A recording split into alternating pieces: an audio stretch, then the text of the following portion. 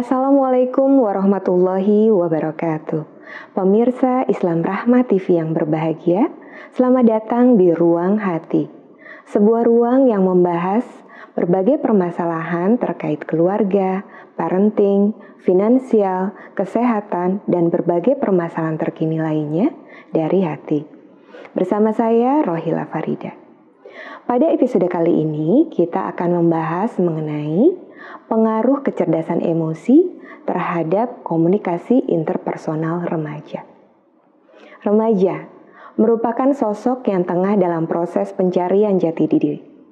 Beragam perubahan terjadi pada fase peralihan dari anak-anak menuju kedewasaan ini.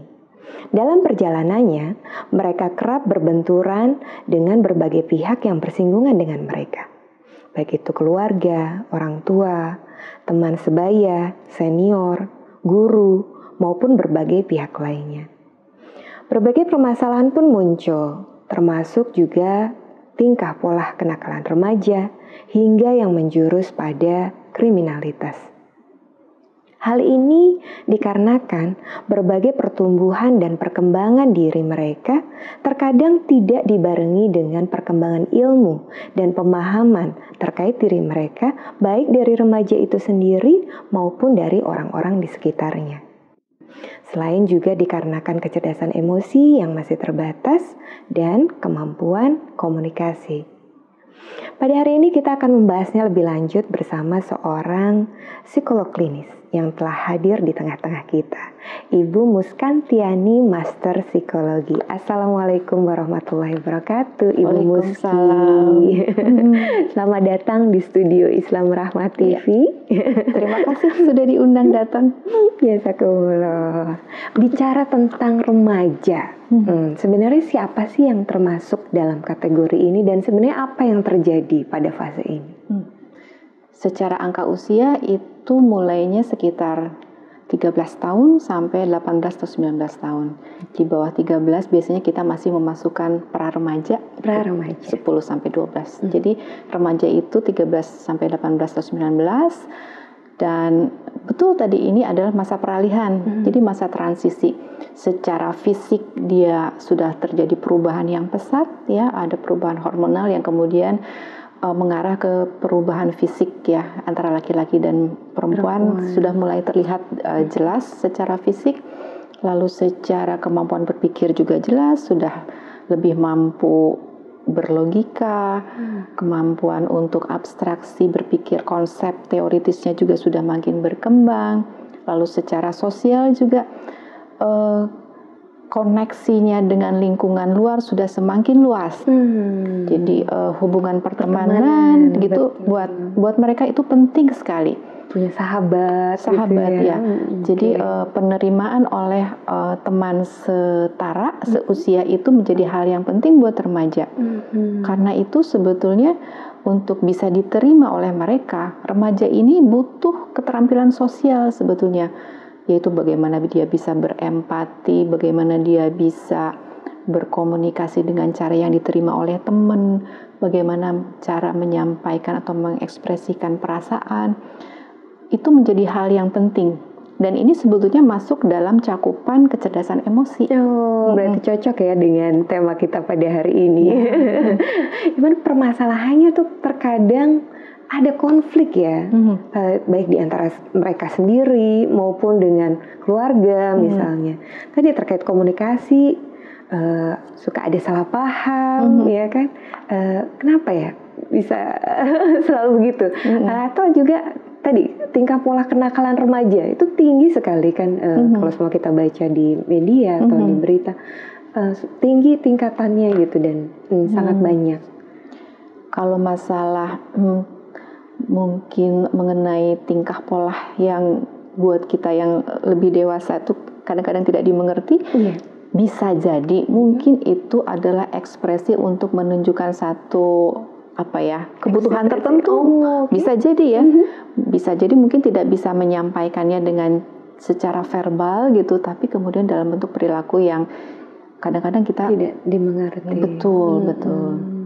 Tapi secara umum kalau ada konflik dalam hal interaksi di antara sesama mereka ataupun dengan orang yang lebih dewasa, Itu bisa jadi karena memang di anak-anak kemampuan berkomunikasinya belum begitu berkembang ya. Jadi bagaimana dia menyampaikan dengan cara yang bisa diterima orang. Jangankan anak-anak ya, kadang-kadang dewasa juga ada masalah terhadap itu ya, betul. Gitu. Masuk ke pembahasan kita tadi tentang kecerdasan emosi, sudah disinggung sedikit tadi oleh Ibu. Sebenarnya kita sering dengar ya kecerdasan emosi dan betapa ini penting, apalagi di era sekarang di 4.0 yang katanya otak bisa digantikan dengan mesin, akan tetapi tidak dengan hati. Jadi sebenarnya apa sih kecerdasan emosi itu dan kenapa ini jadi sangat penting sekarang? Iya, kecerdasan emosi itu sebenarnya sesuatu yang memberi nilai lebih di kecerdasan yang sudah dimiliki, yang kecerdasan umum yang kita pahami ya. Kan ini konsep yang muncul ketika orang bertanya-tanya, dia sekolahnya pinter, tapi kok kenapa di karir, di kehidupannya kok kurang sukses ya? Sementara si itu gitu ya, waktu sekolahnya biasa-biasa aja, tapi di kehidupannya kok dia bisa sukses. Nah, sampailah kemudian para ahli ini ke konsep, oh ini ada yang disebut kecerdasan emosi. Jadi ada lima ranah sebetulnya ya, kecerdasan emosi itu. Yang pertama adalah bagaimana dia bisa mengenali apa emosi yang sedang berlangsung di dalam dirinya. Lalu setelah itu tahu bagaimana dia kemudian bisa mengendalikan dan bisa mengekspresikannya dengan cara yang bisa diterima oleh lingkungan. Lalu bagaimana dia memotivasi. Memotivasi ini penting, karena kalau dia tidak bisa memotivasi diri sendiri ya, itu yang kemudian di kehidupannya, di pekerjaan atau di dalam tugas-tugas lain misalnya, dia menjadi orang yang mudah putus asa misalnya ya. Tidak pernah menyelesaikan sampai tuntas. Iya, gitu. Karena ada hambatan dalam mempertahankan antusiasme misalnya, atau bagaimana mempertahankan fokus perhatiannya kepada tujuan yang hendak dicapai. Endurance-nya gitu. Endurance, betul. Yang keempat itu bagaimana dia mengenali dan mengelola emosi orang lain. Dan justru mengelola emosi orang lain ya, menarik, bukan emosinya sendiri. Itu udah di tahap pertama tuh. Ya, tadi karena udah di pertama ya sudah, sekarang berusaha mengelola emosi orang lain. Itu penting karena di dalam kehidupan dewasa, apalagi kemudian kehidupan yang kemudian berkeluarga atau menjalin pasangan, kehidupan berpasangan gitu kan, ini menjadi penting. Gak usah berkeluarga. Di kehidupan teamwork, di pekerjaan sehari-hari juga mengelola emosi orang lain itu penting ya. Ketika misalnya temannya sedang, aduh kok ini gagal lagi, terus bagaimana dia bisa menyemangati, itu kan mengelola. Bagian dari mengelola emosi orang lain. Betul. Ya? Betul.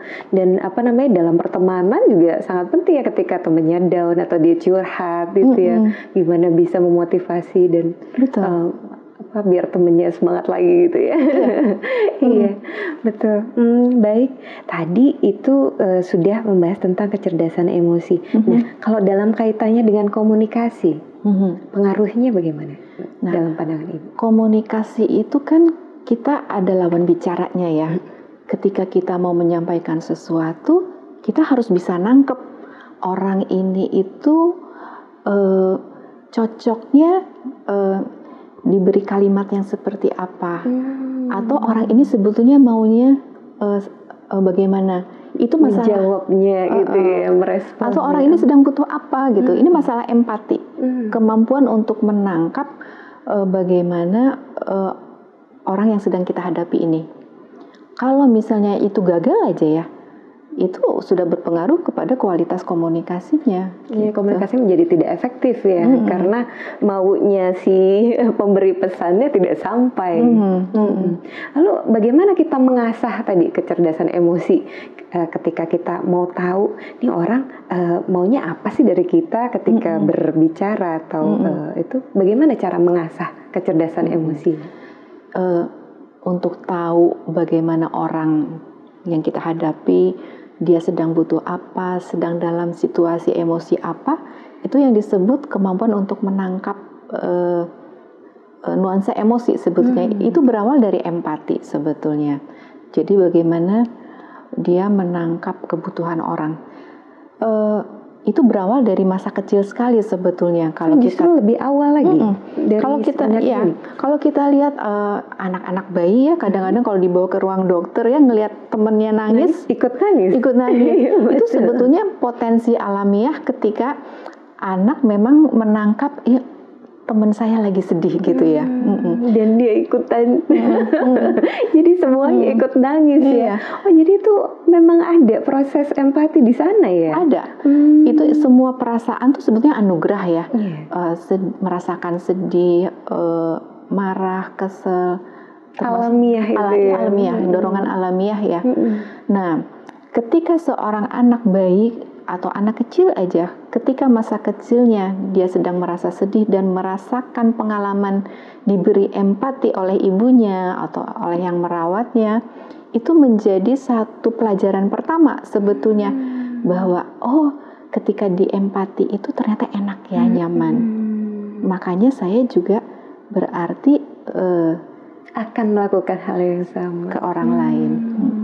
Ketika dia melihat ibunya memberi empati kepada dia, itu juga bagian dari pelajaran mencontoh bagaimana melakukan empati terhadap orang lain, gitu. Bagaimana merespon ketika sedih.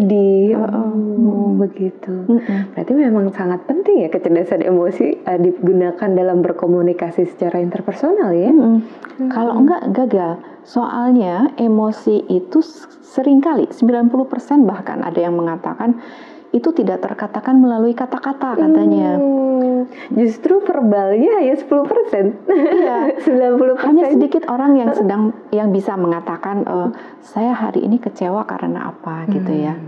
Seringkali orang malah harus menangkapnya melalui nada bicara, ekspresi wajah, ataupun melalui gerak-gerik tubuh ya, ketika dia kemudian ini kayaknya lagi down nih gitu. Begitu. Tapi memang dalam faktanya ketika itu terjadi di luar pertemanannya para remaja ini, mereka cenderung untuk tidak terlalu mau peduli, sepertinya begitu. Tapi kalau semua itu terjadi di lingkarannya, mereka sangat concern dengan itu. Apakah itu memang pengaruh keremajaan mereka atau bagaimana? Keremajaan dalam arti solidaritas, mungkin solidaritas remaja. Bisa jadi. Ya ketika maksudnya bukan gengnya nih, biasa-biasa aja ketika ada seperti itu gitu. Bahkan cenderung pola komunikasinya pun tidak seintens itu kan ya. Maksudnya mereka tuh tidak berusaha mau tahu juga sih perasaannya lagi apa gitu. Zaman remaja kan zaman memang rasa solidaritas terhadap kelompoknya memang kuat ya, karena kelompok buat mereka penting gitu. Tapi kalau semama dalam kaitannya sekarang nih situasi pandemi, di mana mereka terus tidak bisa jadi kumpul secara face to face dengan teman satu, pertemanannya beralih ke dunia maya, itu apakah mempengaruhi juga? Nah, situasi saat ini memang ketika interaksi dengan orang dibatasi, ada skill yang menurun, gitu ya. Skill yang menurun, menarik nih. Karena gini, gimana pun juga yang namanya keterampilan untuk berinteraksi, berkomunikasi itu kan tidak lepas dari jam terbang sebetulnya. Proses praktek ya. Dalam interaksi dengan siapapun sebetulnya itu adalah proses belajar untuk mengasah keterampilan bersosialisasi, keterampilan berkomunikasi. Ketika ada hambatan untuk interaksi secara langsung, pasti ada hal yang tidak terpenuhi ya perkembangannya. Untungnya sekarang secara digital kan orang ada sarana di mana sudah bisa tatap muka, di mana orang mulai bisa melihat ekspresi juga ketika kita ada Zoom, ada Skype segala macam ya. Itu berbeda dengan kalau misalnya hanya bahasa tulis, misalnya betul. Teks ya. Seandainya pandemi ini terjadi di masa belum bisa tatap muka ya, sarananya itu pasti penurunan keterampilan sosial luar biasa. Ya. Tapi di balik itu sebetulnya ada tantangannya. Artinya ketika memang secara lingkungan tidak memungkinkan untuk tatap muka, sebetulnya harusnya ada bagian otak lain yang berkembang tuh. Apa itu? Yaitu kemampuan untuk menangkap cues dari yang tadinya ekspresi fasial yang tidak kelihatan itu kan kita jadinya harus lebih tajam untuk nangkap dia pakai emoji ini maksudnya apa nih gitu. Oh gitu. Jadi kalaupun bahasanya teks itu tetap malah jadi skillnya bertambah. Oh kalau semua dia pakai ini, wah ini lagi sedih nih, atau saya harus jawabnya seperti apa gitu. Dia harus lebih terampil untuk menangkap kalau misalnya lewat telepon gitu ya, nada suaranya kayak gini, kira-kira dia happy apa enggak ya dengan apa yang sudah saya sampaikan misalnya begitu. Jadi di satu sisi ada hal yang menurun, tapi sebetulnya ini peluang untuk mengasah. Di sisi yang lain. Oh baiklah. Nah ini closing statement nih Bu, dari pembahasan kita. Silakan. Apa ya? Ya terasa soalnya waktunya ya. Ternyata. Intinya kemampuan untuk berkomunikasi dengan cara yang bisa diterima oleh lingkungan itu adalah hasil dari proses belajar yang sebetulnya stimulasinya dimulai sejak anak masih dini. Nah, yang namanya kecerdasan emosi yang mungkin bisa terlihat juga dari dalam cara orang berkomunikasi itu untungnya adalah sesuatu yang bisa dikembangkan oleh orang dari kelompok usia manapun. Jadi nggak ada kata telat. Anak-anak seumur kita juga selalu masih bisa bertumbuh.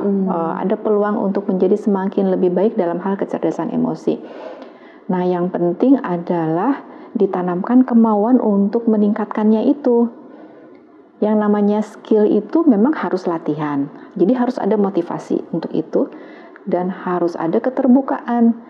Karena kita tidak mungkin memperbaiki diri kalau tidak membuka diri terhadap masukan orang. Masukan seperti ini misalnya, kamu kok baru disampaikan begitu aja nada suaranya udah naik misalnya. Kok udah ngegas ya? Kok udah ngegas gitu.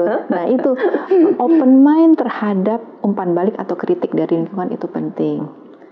Lalu kalau untuk remaja tentunya kita akan membantu anak-anak remaja ini memiliki kemampuan kecerdasan emosi yang lebih baik lagi.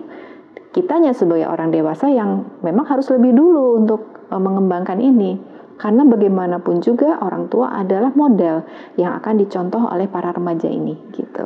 Jadi nggak bisa kalau bersama-sama mereka sendiri itu ya. Bersama-sama bisa aja, tapi kita harus ada di tahap yang lebih tinggi dulu berkembangnya dibanding anak-anak. Baiklah. Jazakumullah atas sharingnya Ibu. Sama-sama. Terkait dengan pengaruh kecerdasan emosi terhadap komunikasi interpersonal remaja. Jadi kalau boleh saya garis bawahi tadi, jadi sebenarnya yang namanya kecerdasan emosi di usia berapapun akan tetap bisa berkembang. Jadi kita masih punya waktu dan punya kesempatan untuk itu. Juga terkait dengan komunikasi, bahwa ini tergantung dari efektivitas betulnya kan ya. Bagaimana komunikasi ini berjalan dengan efektif. Maka caranya kita harus mengembangkan kecerdasan emosi kita untuk bisa merasakan yang 90% tadi ya, di luar 1% verbal, hal-hal di luar itu. Agar apa yang kita sampaikan dapat diterima dengan baik sesuai dengan pesan yang ingin kita berikan. Kan begitu ya? Iya. Jazakumullah untuk hari ini. Jazakumullah sudah menonton. Semoga apa yang kita bahas bisa bermanfaat. Kita bertemu lagi di episode selanjutnya. Wassalamualaikum warahmatullahi wabarakatuh. Assalamualaikum.